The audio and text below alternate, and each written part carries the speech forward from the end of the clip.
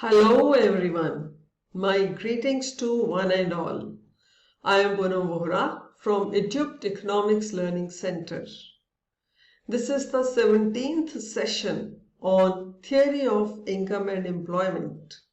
In the previous two sessions, you have understood about the excess demand which leads to inflation in the country and measures to control excess demand.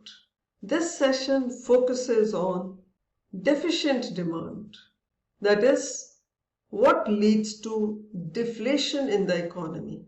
So let us understand the deficient demand and its impact on the economy. Let's begin. Deficient demand. It refers to the situation when aggregate demand is less than aggregate supply at full employment level in the economy.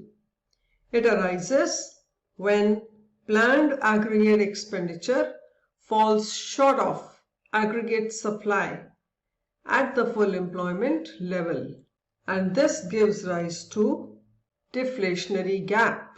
It refers to the gap by which actual aggregate demand falls short of the aggregate demand required to establish full employment equilibrium.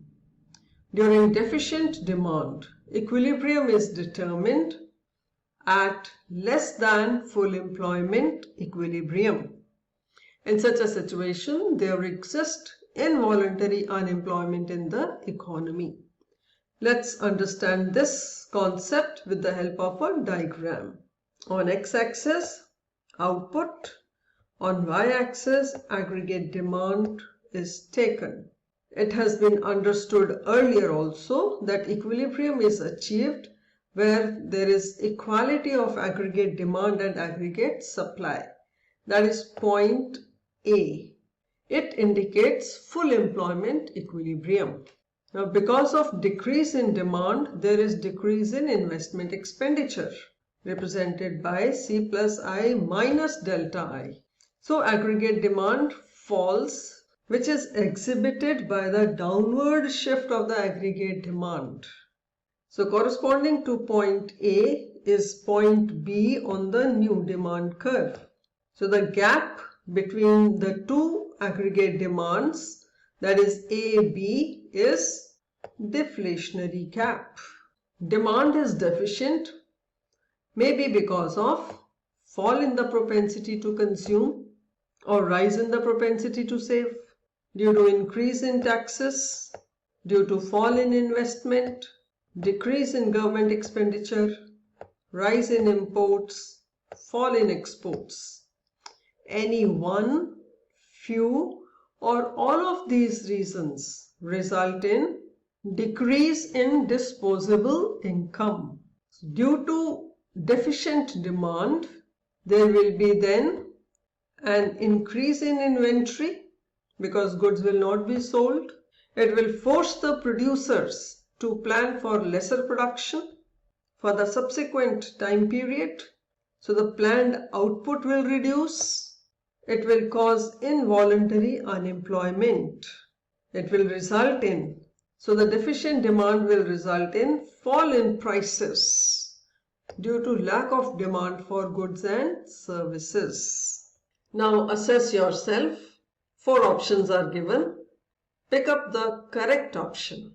Aggregate demand can be increased by A. Increasing bank rate, B. Selling government securities, C. Reducing statutory liquidity ratio, and D. Increasing cash reserve ratio. Please check your answer. The correct answer is option C. Aggregate demand can be increased by reducing statutory liquidity ratio. By doing so, there would be an increase in the money supply that will lead to increased demand. So far as rest of the options are concerned, they would contract the money supply. So they are not the correct option. I hope you have understood the concept of deficient demand along with its diagrammatic presentation.